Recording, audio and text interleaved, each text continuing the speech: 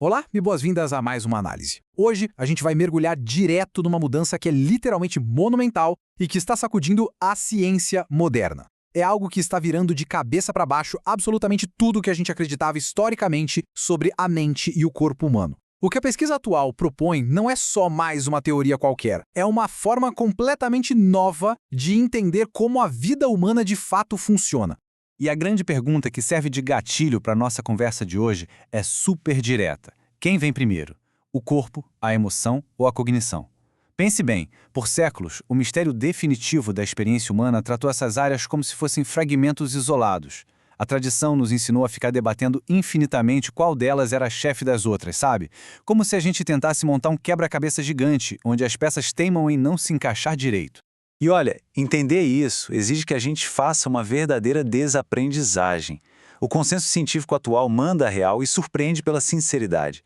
A ciência simplesmente admite que não consegue definir com precisão onde é que começa a mente e onde termina o corpo, e vice-versa. Aquela fronteira absoluta, aquela barreira invisível que todo mundo foi ensinado a imaginar entre o que é físico e o que é mental, na prática simplesmente não existe. Para a gente navegar por toda essa revolução, o nosso roteiro está bem claro. Passaremos por 1. O fim das fronteiras. 2. A circularidade da experiência. 3. A interocepção e o corpo. 4. O paradigma do afetivismo. E para fechar, 5. Coreógrafos da própria experiência. Então, começando direto pela parte 1, o fim das fronteiras. A raiz de todo esse problema histórico fica brilhantemente clara quando a gente olha para a dificuldade secular de tentar racionalizar as emoções. Historicamente, houve uma tendência massiva de tentar entender a realidade só pela cabeça, através do pensamento racional e da percepção subjetiva. Isso acabou criando um cenário onde a humanidade quase desaprendeu a reconhecer a própria experiência corporal. A gente acreditou cegamente no pensamento e deixou o corpo de lado, quando na verdade o corpo é exatamente o lugar onde tudo acontece. Aliás, o próprio ato de pensar sobre emoção já é por si só um processo emocionante. O grande pulo do gato aqui é entender a função primordial das emoções. Elas não são só distrações ou reações irracionais. De jeito nenhum. O trabalho delas é absolutamente vital. Elas existem para chamar nossa atenção para algo que precisa ser resolvido.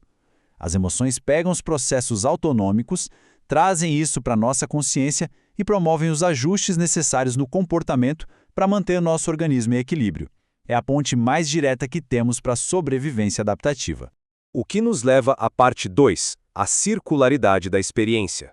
Aqui a gente tem um contraste que é um verdadeiro divisor de águas. Trata-se de como nós estamos substituindo aquela ideia totalmente ultrapassada de uma linha reta, de sentido único, por loops contínuos de feedback. Nos paradigmas mais antigos, o pensamento e a experiência eram vistos de um jeito superlinear.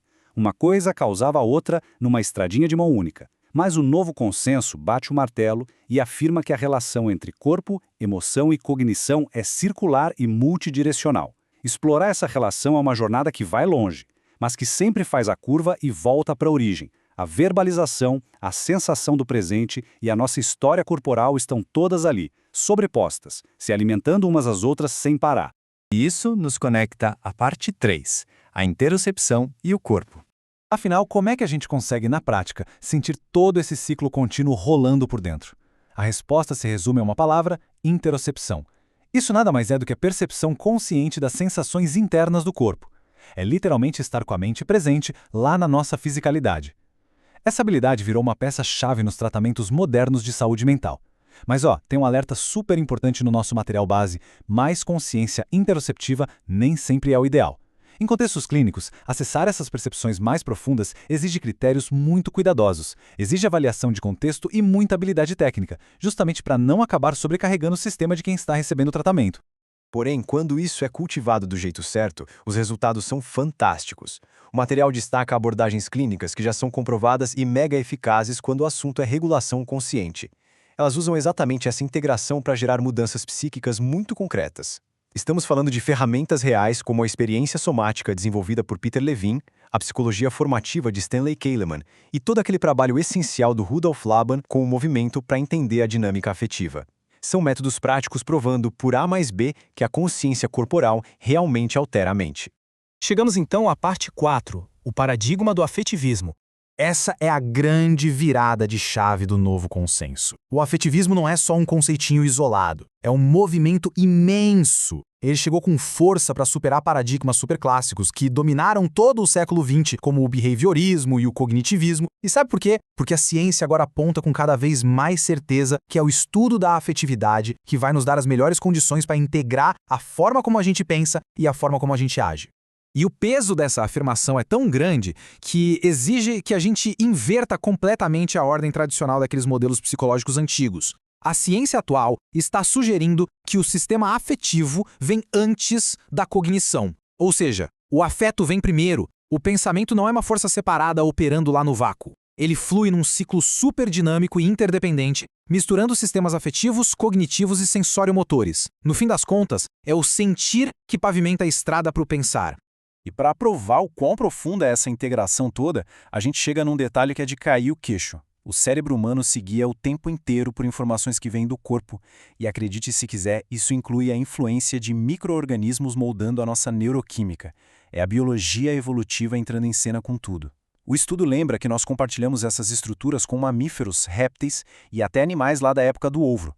O que é primitivo e o que é altamente evoluído não estão em caixas separadas, eles estão conversando o tempo todo dentro do nosso organismo. O que nos abre as portas para a parte 5, coreógrafos da própria experiência. Com toda essa biologia profunda sobre a mesa, surge uma oportunidade muito tangível. O material nos traz uma metáfora que é simplesmente belíssima. A emoção é descrita como um padrão de movimento que organiza o corpo. E quando a gente para refletir sobre isso, percebe algo incrível. Se a emoção é um movimento contínuo de adaptação, isso significa que existe muito espaço para criatividade. É super possível aprender a assumir o papel de diretores, coreógrafos e bailarinos da nossa própria experiência corporal e psíquica, em vez de ficar só no banco do passageiro de um veículo desgovernado.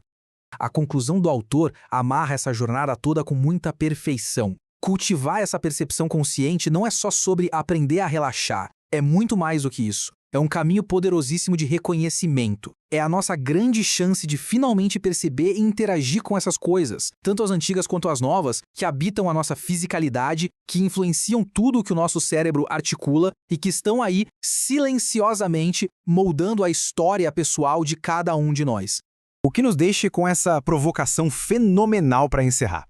Como a biologia contínua de um organismo está moldando silenciosamente a história de vida que está sendo vivida nesse exato momento. Quando a gente finalmente aceita que a mente, a emoção e a fisicalidade são uma coisa só, tudo junto numa dança inseparável, a nossa compreensão sobre a vida e sobre a saúde se transforma por inteiro. Esperamos que essa exploração de hoje tenha trazido bastante clareza sobre esse tema que é tão fascinante. Fica aqui o convite para continuar observando os sinais do próprio corpo e prestando atenção nessa circularidade incrível no dia a dia. Até a próxima!